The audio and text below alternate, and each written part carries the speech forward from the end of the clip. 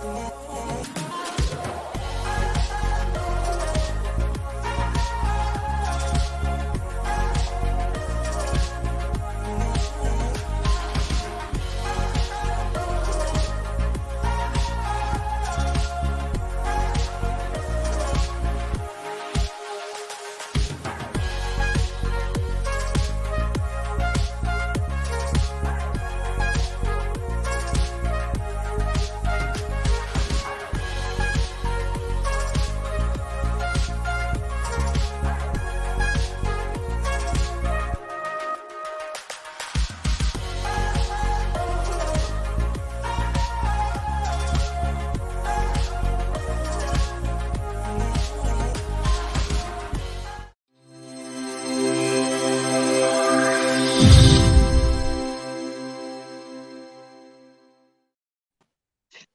evening, everybody. Welcome to this week's episode of Livewire TV. I am super excited to have you here joining us, and I'm even more excited to bring on a previous guest of mine, Rene. Rene, welcome to Livewire TV again. Super excited to have you here.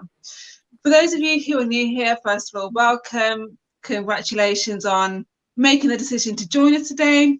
Livewire TV is a place where we like to talk all about business strategies, mindset strategies, and also marketing. You, as a business owner, get ahead to learn and to grow. Livewire TV is a part of Livewire Media, where we create bespoke corporate videos and video marketing solutions. I'm Rohini, and I'm your host for today. Rene, welcome back to Livewire TV. How have you been since we last spoke? So, for those of you who don't know, Rene came on midway through last month, talking all about the power of body language. Yeah, doing great. Thank you so much, and thank you for the introduction. And yeah, it's been a couple of weeks. A month and a half, something ish. Yeah. So yeah. Those of you who do not know Rene, first of all, definitely get connecting with him. He is one to massively change your mindset. He is a world-class speaker. He really understands everything to do with body language, and that's massively beneficial to anybody who is in business, especially right now. So in this episode, we're going to be talking all about the power of body language, and specifically how you guys can use it to build relationships within your business. So Rene, give us a bit of an introduction as to who you are. Well, thank you, Rohini. I am René Deceuninck. I'm born in Belgium, raised in Belgium, and then moved a couple of years ago to London to expand the business far more than ever before.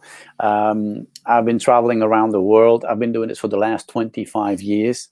And what I found out is that worldwide, people all have body language. They use body language. Now, there's cultural differences, that's for sure. I gave an example in Iran, for example. I was in Iran in February 2020, and they booked me again for next year in April. So that's a good thing. Yeah. So what I mentioned to them, if you do thumbs up in Bangladesh, that's rather offensive. And there was a lady, she put her hand up and she said, "Hey, sir, can I add something to that?" I said, "Of course you can. Please share it with us." And she says, "In Iran too." And I didn't know it. And I was in Iran. I said, oh. So body language is a global thing for sure. I've been traveling all over the planet. And wherever I go, there's body language. However, there's cultural differences as well. That's something to think about when you travel and you go to a different country. Even though if you don't go that far, there might already be certain differences. In France, Italy, Germany, UK, there's certain differences in the body language that we use. And it's always good to ask the local people, hey, are there do's and don'ts in this country? And that's also always a good thing. That's the simplest thing to do if you're not sure about what you should and shouldn't do. But it all started when I was a kid. When I was watching people, I was always wondering why people did what they did. And then later on, I went to the army, and same story. I was always watching people, observing people. And then later on, again and again. And through my life, I was always observing people until somebody says, "Hey, you have to come with us to a body language seminar." And I said, yeah, sure, body language. Not for me. And they say, you have to go. And I say, you know what, I'm going to do you a favor. I'm going to join you guys. However, that was the biggest favor I gave myself. because today is my business. I've been running it for many, many years now. And body language is such an important thing to know about, because 93% of all our communication, if it's with kids, with your spouse, with your partners, with your business partner, it doesn't matter who it is, 93% of all communication is non-verbal, right? So we have a biggest package that there is in communication is called NLP, Neuro Linguistic Programming. Neuro is brain, linguistics is the language, and then how do you program that? In human language, it's not what you say, it's how you say it. And a little part of that is body language. What I did, I took that little part of body language and I extended it, and I say, listen, this is so important, because 93% is nonverbal. That means intonation, 38%, and 55% is body language, according to the professor Albert Mehrabian from Iran as well. So, body language has been there I might say my whole life. In the beginning, I was not aware of it, but now it's my business. So yeah. Amazing. So you mentioned that you had a military background. That must have been really interesting to go from being in the military to teaching people about body language. Well, it was part of the process, I should say, or I could say, because when I was a kid, I was bullied in school. And when I turned 17 years old, I was thinking, hey, I'm going to prove myself. And in the end, I found out I didn't have to prove myself to anybody besides myself. But in those days, I didn't know more than that. And I said, listen, I'm going to join the army. I'm going to show them. And I couldn't wait to tell everybody I was going to do Navy. And I said, you're going to the Navy? Come on, think again, man. You have to be smart for that. This is not for you. This is not your thing. You're too dumb. You have to study for that. And I said, you know what? Watch me. I'm going to show you. And I went and I filled in the application and I got in, and I was so happy. I was so excited, and I couldn't wait to tell everybody I was in the Navy. And everybody, yeah, but you got lucky. I said, yeah, kind of. I mean, I said, what do you know? I mean, yeah. And then I saw stars and stripes, sergeants and lieutenants and stuff. And I said, hey, wouldn't it be great to become one of them? And I applied for sergeant, and I got in, and everybody said, yeah, but you got lucky, because normally this is not for you, and you should be content with what you have in life. And I think, besides what I'm telling you, we all have these people around us telling us to stay grounded, to stay where we are, act normal. It's already crazy enough out there. And when you have these abilities and you have these qualities, and your hunger is so big and so great and so awesome, and you can influence people for the better, I mean, just do it. Don't listen to people saying to you can't do it because you're not smart enough. Because stay where you are. Don't take that risk. I know. I mean, and then I went as a sergeant to Germany. In Germany, I had a platoon, my own platoon. I was so proud. I was marching behind my own platoon, and I was watching people jumping out of airplanes, and I said, wow, wouldn't that be great? And before I knew it, I was telling everybody I was going to jump out of planes, and they said, oh no, you're crazy, and they're gonna shoot you, they're gonna drop you in war zone. And I said, okay, you know what? Watch me, I'll show you. I did it anyway. And I was watching a pilot in an aircraft sitting on my hiney. And in these C-130 Hercules aircraft, these logistic aircraft, there's no doors in it. I was watching the pilot and said, wouldn't it be great to become a pilot? And I went home and I said, yay, I'm going to become a pilot, pilot here, pilot there. And everybody, Rene, shh, this is not for you. Think twice. Your dreams are far too big. And again, we all have people around us like that, right? Yeah. And I said to myself, you know what? Watch me. And guys, you know what? I'll show you. And exactly 10 months later, I was flying my own aircraft. And I said, it's not about me. It's not what I did. It's not about the army. It's about having that dream and pursuing it. Now, in 1995, I bought my first book. And believe it or not, it was a book from Tony Robbins. And it was called Notes from a Friend. A very tiny book. You can read it in less than 2 hours. And I said, you know what? I'm going to meet the guy. I want to meet that guy. And everybody said, Rene, think again. That's a multi-billionaire. Who are you? You thinking he will make time for you. And I didn't say anything because I knew I didn't have to prove myself to anybody besides myself. and I did say anything. And years later, actually what happened, I went to the first Unleash the Power Within. We all know that program, Unleash the Power Within, with Tony Robbins, 4 days, fire walk. And then I joined the crew, and from the crew, I joined I was asked to do the personal security. I mean, through a certain thing that happened in my life, I got the opportunity to become his personal bodyguard. And then from there, after 2 years, life went on, and started collaborating with Success Resources, and then with Tony, and then doing previews and traveling the world, and the rest is history. I mean, yeah, long story, isn't it? What was it like working with the amazing Tony Robbins? Could you ask that question again? Yeah, I was saying, what was it like working with the amazing Tony Robbins? I mean, I bet you were a bit starstruck, right? Oh, I mean, people ask me sometimes, is Tony always like that? And I said, he's walking the talk. You don't have to think about that. He's really walking the talk. When he's backstage, on stage, wherever he goes, he's always very aware of life. He's doing the things he's saying. And for me, it was very exciting, because that's a question: how was it to collaborate?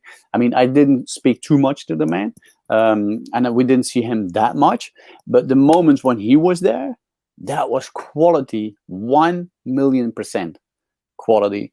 That was really, and also the energy. You could feel the energy. That was amazing. And I learned a lot from the guy, because in essence, the purpose was not to become a bodyguard. I had the qualities though, but what I learned is that when you walk behind your own mentor, and I couldn't get any closer than that. I mean, I learned so much on stage, in the crowd. When he was walking down the aisle, we were there as well. When he was backstage, wherever he went, we were listening to him, what he said, the conversations he had, the meetings that he had. I was, wow, this is a very inspiring man. He's really walking the talk his whole life already. It's amazing. And you know what I realized a couple of days ago, we were talking about him, and I said, actually, he doesn't have to do it anymore. I mean, he doesn't have to do it for the money anymore. I mean, let's be honest. But he does it from the heart, influencing people for the better. And that's what is so inspiring with the guy. He's so inspiring to the world, to change lives. Like we said at Success Resources in London and Singapore, we change lives globally. But he does it already for so many decades. And yeah, it's an amazing experience. Yeah, I could talk about this subject for hours. Absolutely, yeah. So, talking a bit about body language and using that specifically to build relationships, you mentioned a pretty significant stat earlier, like 93% of our communication is just our body language alone. That's crazy. Yeah, it is, isn't it? When you think about it, it's yeah. What are the It's- do's and don'ts for people who are looking to build business relationships with people just on their body language?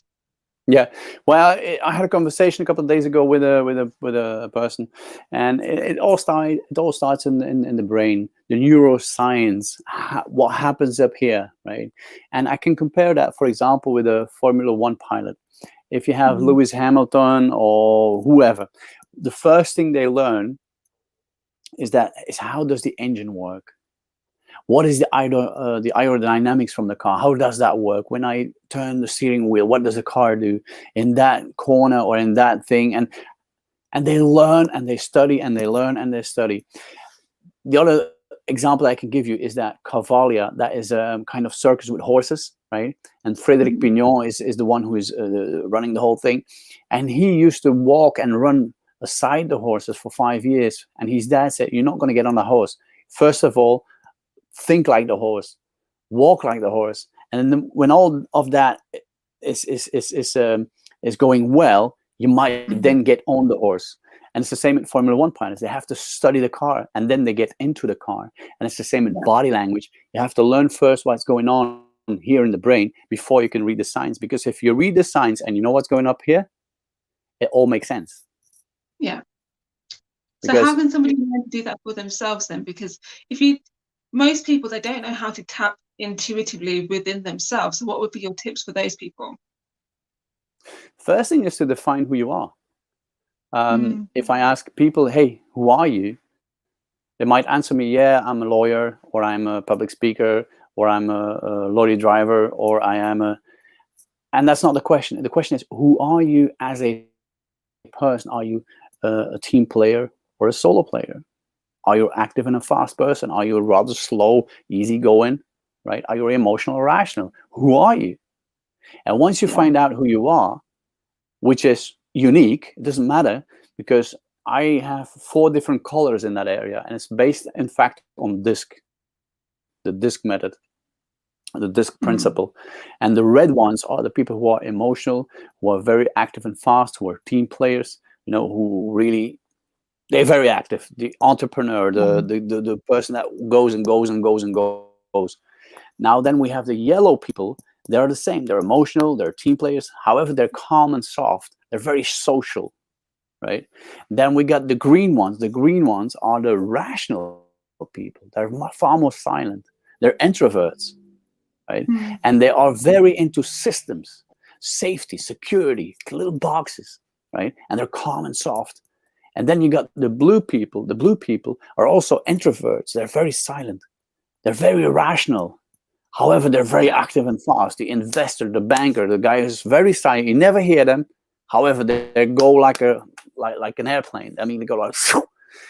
Got these 4 different characters, and if you can find out who you are, I got a list and PDFs for that to find out who you are, because you're not a 100% one color. No, there's no way you can have, for example, 80% red and a bit of everything, like 5 here, 5 there, 10 there, and then 20% of red, 80% of red. That means you're more of a red person, right? If you have, for example, 70 green and then 10, 5, and 15 or whatever, you're more of a green person, not 100%, but it's a dominating character. But if you know that, and you know you're, for example, you're a red one, and by asking questions to people, right, you can then find out who they are: a red, a yellow, a green, or a blue. And if you're a red one and you're speaking to a green one, you start leveling with them, and what happens? You're going to start speaking green language, introvert language, rational language, boxes, safety, security language. And when you leave that conversation, they will say, wow, that's the first person that understands me. And the only thing you did was leveling. And the most amazing example for that is Milton Erickson. Milton Erickson was a psychologist, a psychiatrist. And when he had a customer or a patient in his office, he would level on all kinds of ways. I mean, the tone of voice, loud, quiet, high, low, active, or very right? When somebody get him, hey doctor, I got a problem. You know what? You have to listen to me. And he would say, I know you have a problem. Sit down. He would really level in all kinds of ways. Mirror match, exactly. Even the body language he would mirror and match. What happens is that in the brain of that person, it goes like, wow, somebody like me. The rest of the conversation is from such a level with high outcomes. And instead of doing that, most people, they don't think about it. The only thing they think about is themselves. Me, I, did you hear me? And the other person goes like, no, they don't listen. I'm exaggerating here. But that happens on a daily basis with a lot of people in relationships and in businesses, even with kids in school. So it's so important to understand that body language starts up here. And once you start leveling, you can then read the signs. And then that's the end. Reading the signs is, in fact, the cherry on the cake, if that makes sense. It takes practice though, doesn't it? I mean, I think once you start to learn about these personality types, you'll recognize which one is which and how to influence that, essentially. I mean, most people tend to listen with the intent to reply, don't they? Not to listen. To fix things. Yeah, absolutely. Somebody has a problem and they will fix it. Just saying that, guys, by the way, if you have any questions, do drop them in the comment section below. We'll be sure to ask them for you. We are broadcasting live across Facebook, LinkedIn, and YouTube. And because of the software that we're using, I cannot see who is actually watching right now. So I would love to know, where are you watching from? Let me know in the comments where you're watching from. I'd love to hear from you. Gamden, welcome to the stream. Gavin has just asked, how can you relate body language and confidence? Oh, good question. Confidence will come from being certain, first of all, who you are. Who are you? If you find out who you are, why you do what you do, that will give you a lot of confidence, because you will know the system how to find out who somebody else is. Now, if you go through the whole process of body language, you will see also that, or recognize also that, when people answer your question and they look in a certain way, right, that will give you different answers. If I ask you an emotional question and you answer me with a rational answer, that might be a red flag for me to say, hey, something is not really. And you don't even have to know anything about body language. Your gut feeling will speak again, or will speak as well. So, but when people do that too often, I always gonna base my analysis on 6, 7, 8 different questions. So if I have about 6, 7, or 8 different questions, and I got 8 different red flags, the person might be lying to me. I said might be lying to me. Now, what has that to do with the confidence? The confidence that you will find out, you will know the mechanics, you will know the practicalities, and you will find out how it works. When you know, when you go into a Ferrari for the very first time and you don't know nothing about Ferrari, your confidence will be very low. If you know everything about that Ferrari and you know how to drive it, your confidence will be higher, far more higher, if that makes sense. It's the same with body language. If you know how you exist yourself, how you exist, and who you are in terms of character, and you know how to mirror match, and you know how to analyze what people look at, or you know how to move your body when you speak about certain topics, that will give you so much confidence, because you're going to know what the outcome will be. Does that make sense? Yeah, totally. That kind of brings me on to a question that I had just as you were explaining that, actually. When business owners are just about to go into a really important meeting, or they're about to do a big pitch, and guys, listen carefully, because the answer for this is going to drop some absolute magic for you. When business owners are about to go into a big pitch or a big meeting, they're feeling a bit anxious, they're feeling a little bit nervous, they want to get the deal done. What body language can they use within themselves to empower themselves? Okay, very good question. And I have an answer ready for that. In a sense that when I go on stage, before I go on stage, first of all, I make sure that I didn't consume any alcohol 24 hours before. Because alcohol will have an influence on your thinking. And I know in a lot of businesses, it's midday, let's have some lunch together in a restaurant, have a glass of wine, and then you have an important meeting. Please don't do it. Make sure you drink enough water. That's the first thing. What you put in there will have an influence on how you think here. That's the first thing. The second thing is to meditate and do some breathing exercises. I mean, the more oxygen that goes to your brain, the clearer you will think. And then about meditating is that I will go to a place in the building where there's nobody. And if I can't find a place, there's always a toilet, right? And I will ask the universe in silence, give me the tools, give me the information I need for these people. Because it's not about me. It's about the right information for them. And use me as the delivery boy. Nothing more, nothing less. And sometimes, Rohini, I guarantee you, sometimes on stage, I say things, I thought to myself, where did that come from? But ask and you shall receive. It's not a funny quote in the Bible, it's reality, right? And in terms of the body language, the best body language is, the first one is ask questions. If you have to share a deal and you have to defend that deal, you do whatever you have to do, the content, and then ask questions. Can I ask you a question? How many of you would agree that, instead of who of you does agree that? No. How many of you? It's not what you say, it's how you say it. If I say, how are you doing? Or I would say, hey, how many of you would agree that it's a nice and sunshiny day?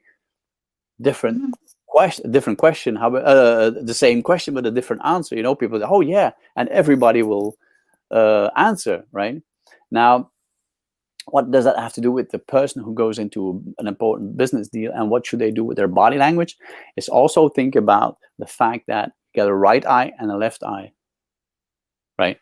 Now, if a Chinese person is speaking to a Russian, they will not understand each other. If they don't speak each other's language, that is, right? They will not understand each other. Now, if a Chinese is speaking to a Chinese, they will understand each other, right? Makes sense, right? I speak English, you speak English, we understand each other. Now, it's the same with the brain. If I speak with my right part of my brain, with your right part of your brain, these two parts will match. They speak the same language. Emotional language, sorry. The left brain. Could you clarify that for some of the viewers? Because I imagine that they would have gone, my right brain doesn't talk, I talk. I know. No, I'm going to define that. So your right brain is your emotional brain, right? Your left brain is your rational brain. Now, the two parts of your brain are connected diagonally with your eyes. So when I look with my right eye, which is connected with my left brain, into your right eye, I will connect my left brain with your left brain. And I will speak rational language. I will say, hey, Rohini, what's the agenda for next week? And I will look with my right eye into your right eye. In other words, my left brain will connect with your left brain. And the answer I will get from you will be from a far more higher level. The outcome will be higher, far more productive, far more clear. If I have an emotional question for you, I say, hey, Rohini, I mean, there's very soon we're going to have the holidays. Did you have any traveling planned, or where are you going? Are the kids going, or your husband, or whatever? And I will look with my left eye into your left eye, connecting my right brain with your right brain. And we will speak the same language. And your right brain will say, oh, yeah. And, and most of the time you will look up left, you're going to remember something about that thing that you planned for holidays, which is a memory, is an emotional thing. Whereas for the agenda, you might look up that way, right? And say, oh, yeah, the agenda, rational thinking, constructing something. So if I would be the business person who has to defend a deal, and we're talking about a couple of billions, or I'm exaggerating again, but, and you have an emotional question, you turn your body a little bit to the right, and you show the left part of your body, your left ear, your left eye into the crowd, and said, hey, gentlemen, ladies and gentlemen, can I ask you a question? And then you ask your emotional question. And then you have a rational question, and you turn a little bit to the left, and you show the right side of your body. I'm exaggerating again because I want to make sure that everybody gets my point. The right side of the body, the right eye, right ear, right? Just connect with your left brain, rational, and you look in the crowd, and you ask a rational question. Chances are you're going to have a far more productive or a far more higher level outcome or result. If that makes sense. Yeah. Yeah. So body language. Yeah. Go ahead. Another question from me. I don't know who this is from, so let me know in the comments who you are and where you're watching from, because it just says LinkedIn user at the moment. Question is, when you're in a conversation with a high-raised person, what type of body language should you approach in such situations? So my first question would be, in return, what is a high-raised person? I would say that there's somebody like a bit like Donald Trump, if you like, somebody who's very brash, very out there. Yeah. Well, it depends if you have to deal with royalty or presidents. That's a different story. You should have a different way of acting and have that respect. And even for the Queen, in certain situations, you will kneel or whatever. In Japan, it's different. But if you mean by a high-raised person, if it's the CEO of a huge company, for example, you are working for a Toyota dealership downtown, and the main CEO from Toyota comes from I don't know where, Japan or Korea, wherever he is. He comes to your little. You have to show some respect for sure. However, there's only one advice I can give you: is be yourself. Be yourself. Don't reinvent the wheel, because if you act a bit weird or awkward, people will see that too. I mean, what I would do for somebody who is watching here, listening. High raised means high voice, a high tempered person. A high voice. Just be Hi, yourself Ren. and listen. Don't go into any discussion, because every single discussion you will have, and even if you win the discussion, you're losing, because you're going to leave the person with a bad feeling. So when people are high-tempered or high voice, just let them do their thing, because they're not going to change because of you. Just listen. Just listen to them and say, uh-huh, mm-hmm, uh-huh, uh-huh, mm-hmm. Again, I'm exaggerating a little bit, but don't go into a discussion, but make your point clear, right? And stay Yeah. calm, always. Ali has just commented saying, awesome. He's loving the content. Ali, welcome to Livewire TV. He's just saying, just be yourself is the best advice. And I couldn't agree more. Yeah. But let's say, for example, that this particular person, not necessarily saying you in general, but let's say you're with a high-raised person, somebody who's very high-tempered, very high voice, and you need to get a deal done with them, or you have to work with them in some way or another.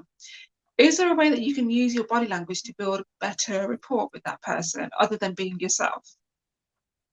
Oh yeah, of course you can. I'm thinking about Berlusconi, for example, in Italy, who was a politician. He will always use his hands like this, right?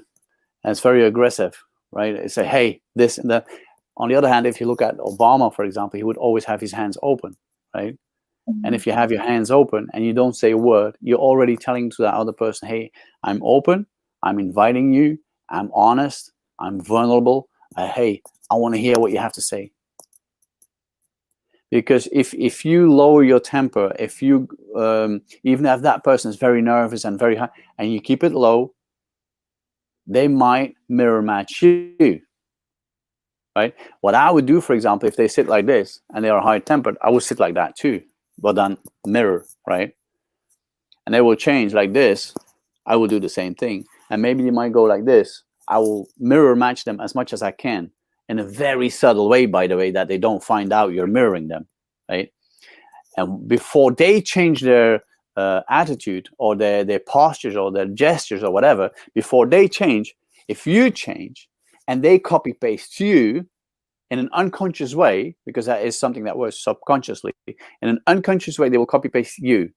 You might then change bit by bit your body language to a far more calmer, in a far more calmer way in terms of your posture and your gestures, and they might even copy paste you and calm down as well.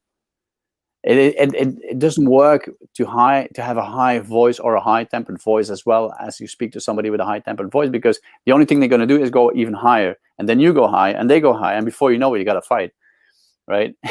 The perfect way to do this is mirror the person as much as you can, and then change your posture and make sure they mirror match you in an unconscious way on a subconscious level.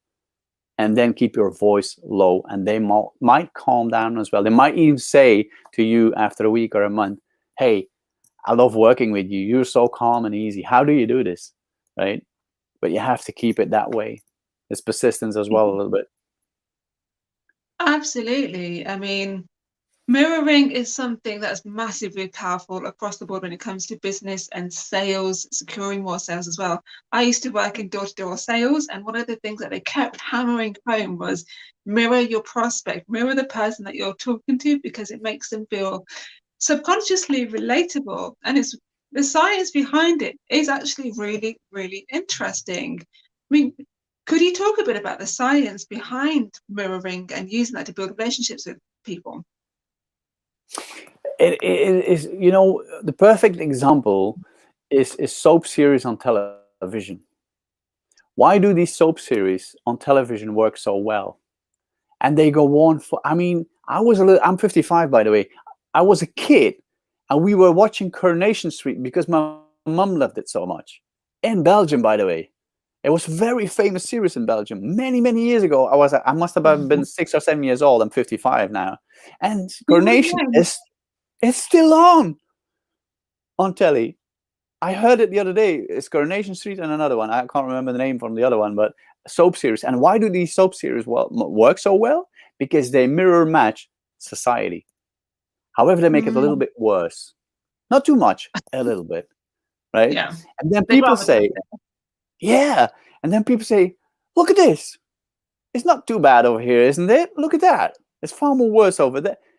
And they will compare themselves. So they will, in fact, subconsciously mirror match themselves with the soap series on television and say, isn't that amazing? And then all of a sudden something happens, and then they stop and they have to watch the day after again because, oh my God, now I have to watch tomorrow as well. And they watch tomorrow and the day after and the day after, and they watch for years. I mean, and Coronation Street is one of them. You got Neighbours in Australia with Kylie Minogue in those days. You had all these soap series, and they do it very well because people mirror match themselves with something. And in this case, it's with a soap series. Absolutely. That's why it's working so well. I've never heard of Dr. Bandler. Do enlighten me as to who he is. Richard Bandler is one of the founders of NLP. Bandler and Grinder. Bandler and Grinder were the two founders, or they did lay the foundation for NLP in those days. Bandler and Grinder. Was Richard Bandler and I think it's John Grinder. Yeah, amazing. The NLP is an amazing study. It's if you start understanding how NLP works, and for people who say, hey, you know what, where can I find all of that stuff? The most easiest way to get to that information is either on the internet. You know, you got YouTube. If you go to my website, it's myname.com, you will find some information too. And you know, if you want a very easy book to read, and I'm talking against my own company now, but I'm going to promote another company now. But it is, you know, these books for dummies. They're so amazing. You got NLP for dummies. You got body language for dummies. They're amazing books. And again, it's another company I'm promoting here now, but they're amazing. They're amazing. Yeah. For those who say, I'm not going to join a course now because blah, blah, blah, go to a bookstore and buy yourself a this for dummies or that for dummies. Yeah. Speaking of courses, you have a course, don't you? I've got a few courses, yeah. But for now, some people would love to know about them. Yeah, thank you so much for that. The first one I would like to talk about is that, and then especially in these days, we have the pandemic and all that stuff, and people don't really are joining any seminars or whatever because they're not organized. I mean, all of the things are virtual. But if you look at Tony Robbins or Grant Cardone, they're all virtual. And I said I got stuck in Australia last year, and I got there for 5 months, and now I can't complain. I was well. People looked after me, but I started thinking about, hey, I couldn't work because I'm a public speaker, and I couldn't work. I said, I'm going to call some friends of mine, some fellow speakers, and ask for their opinion. And they all said the same thing. Rene, you got amazing content. Why don't you put this online? Why don't you record it and put it in an online course? And that's the first product I want to talk about, is that online courses, not only mine, but online courses are so easy, accessible. I mean, 24/7. It doesn't matter where you are, what you're doing, what you want to learn. You can always go from one subject to another subject. You can focus on one specific subject that needs your attention, but you have a 24/7 access. And what I'm offering is a lifetime access, 24/7. The only thing you need is a device and Wi-Fi. That's all you need, and you can learn in a very easy way. So the online course is available.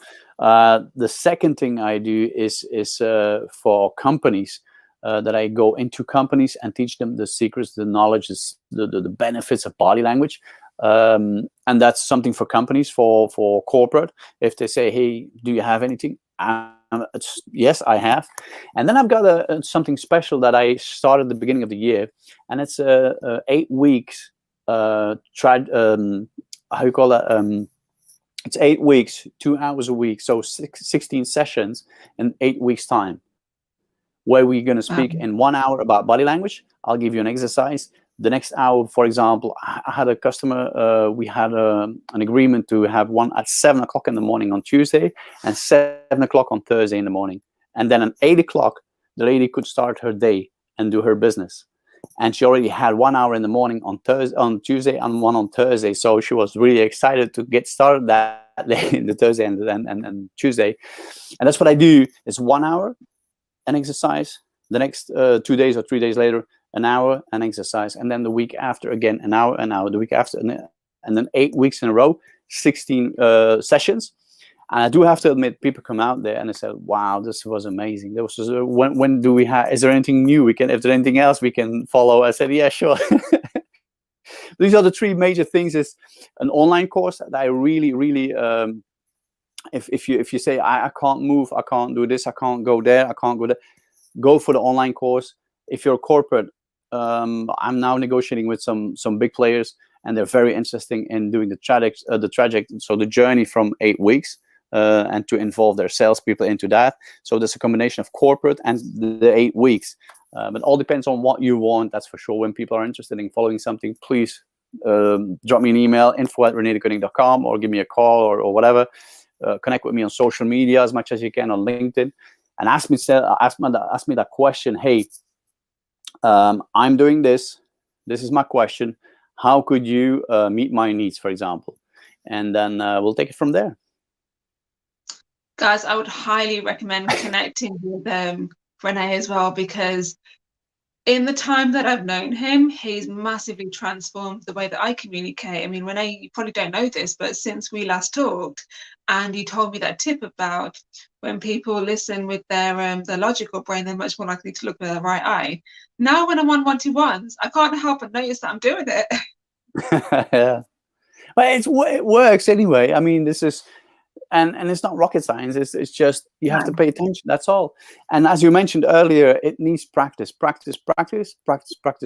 And the more you do it, the better you become. It's like learning how to drive the car.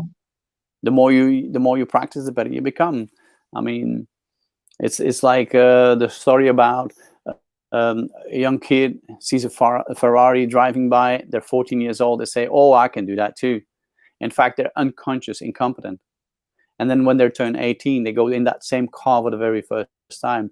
They're conscious and competent, because they say, oh my goodness, this is worse than playing piano, right? You have to watch this, do that. And then for the very first time, when your driver's license, you go on the street with that car on your own. You're conscious, competent. You watch out. I have to put the indicator. I have to do this. I have to do that. Oh my God, that. But you're very conscious, competent.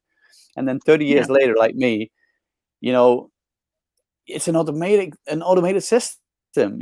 You're talking, some of you are on the phone, you shouldn't do it, but you do it anyway. You're playing on this and playing that, driving a car, no seatbelt, too fast, having your coffee or whatever, because it became an automated system. And it's the same with body language. In the beginning, I know body language. And then you go into body language and say, oh my goodness, this is complicated. It isn't. It is just practice. Yeah. And absolutely. that's all. I have a very big question for you next. And guys, you're going to want to grab a notepad and pen for this, because the answer is going to, I think, massively transform your relationships with people.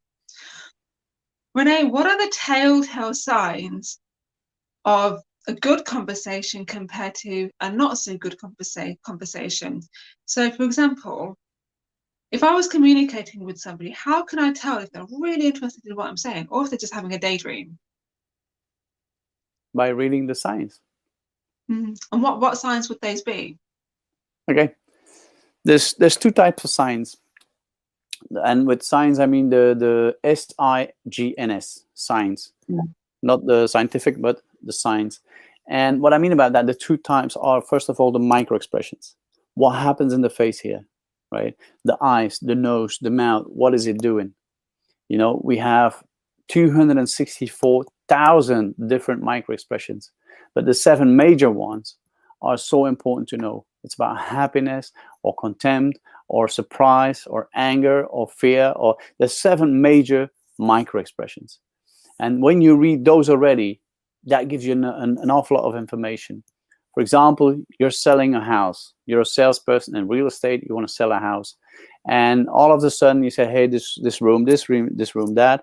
And the person is looking into a corner and they see something that is not okay, and they lift their nose like that, like this, and but this is a micro expression, and a micro expression only lasts a split second.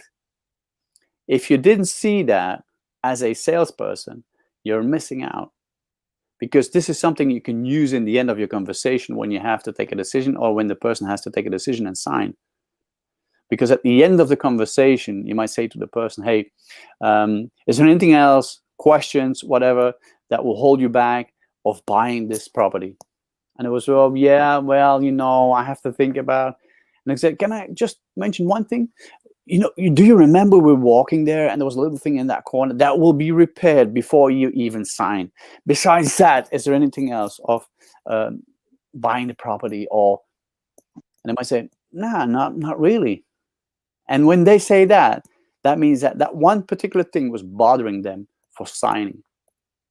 But if you don't see it as a salesperson, you're missing out an important detail.